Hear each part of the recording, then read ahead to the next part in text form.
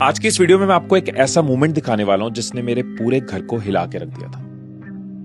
कुछ दिन पहले ना मैंने इंस्टाग्राम पे एक स्टोरी डाली थी, ask anything to my dad, और मैं और पापा बैठकर मस्ती में क्वेश्चंस को आंसर कर रहे थे और मैं उनके आंसर्स को ना स्टोरी में डाल रहा था।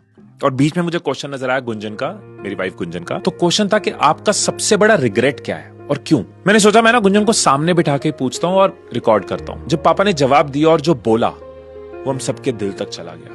उन्होंने एक रिग्रेट शेयर किया जिसमें उनके आंसू, उनका दर्द सब बाहर आ गया। और वो रिग्रेट सिर्फ उनका नहीं है, बहुत लोगों का होता है, बस हम बोलते नहीं है। इस वीडियो को आपके साथ शेयर करने का पर्पस यही है कि इस वीडियो को देखकर आप खुद को इस तरह के रिग्रेट से बचा पाओ। अच्छा पापा, एक जो नेक्स्ट क्वेश्चन है, गेस करो किसका है। बताओ। मैं ऐसे गेस नहीं कर सकता। एक इन्फ्लुएंसर है। कहाँ का है? मुंबई का? नहीं, यहीं का है। गुंजन शाउट्स का क्वेश्चन है। अरे तो बेटा आप डायरेक्टली पूछ लो ना। तो आप पूछो ना। ओके। याद है क्वेश्चन? हाँ, बिल्कुल याद है। तो मेरा क्वेश्चन ये है कि आपके लाइफ में ऐसे बहुत सारे डिसीजंस होंगे जिस पे आपको बहुत प्राउड होगा।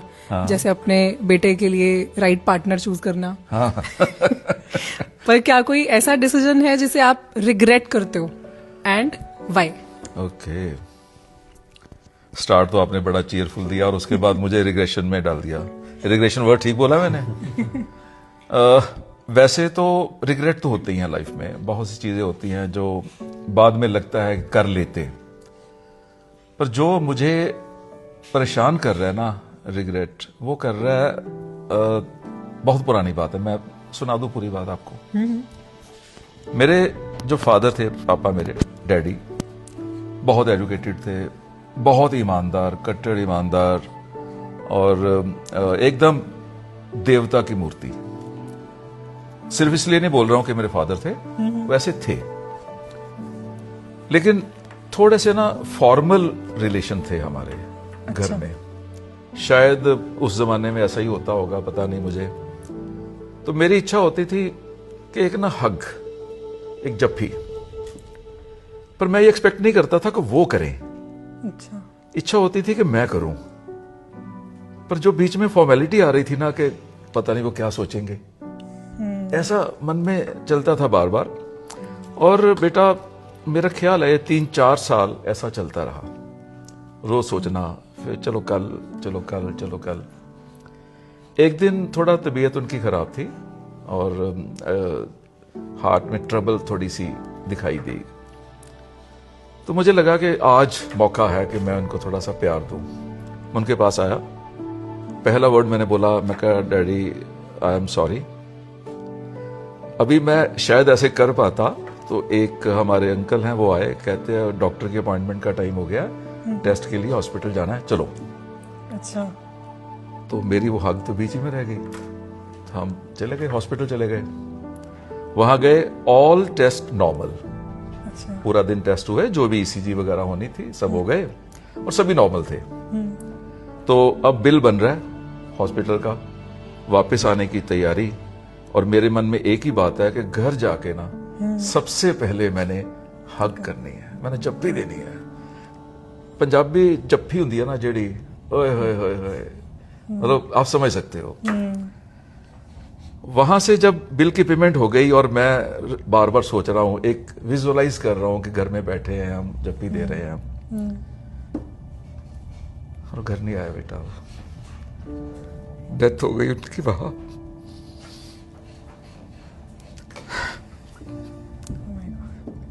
नहीं दे पाया उनको जप्फी में। जब हिम्मी और अव्वल मुझे जप्फी देते हैं ना, मुझे वो याद आता सारा कुछ। बस ये मैं एक्चुअली चाहिए सबको कि जो मन में है कर लो, बस। कोई पता नहीं है कि कल दिन कैसा होगा, क्योंकि मैं अपने डिसीजंस में ना एग्जीक्यूशन में बहुत फास्ट हूं, यू नो। पर ये डिसीजन मैंने 4 साल डिले किया, और जिस दिन फाइनल करना था ना, नहीं आएगा। बस यही रिग्रेट था। I am sorry, really sorry, sorry बेटा।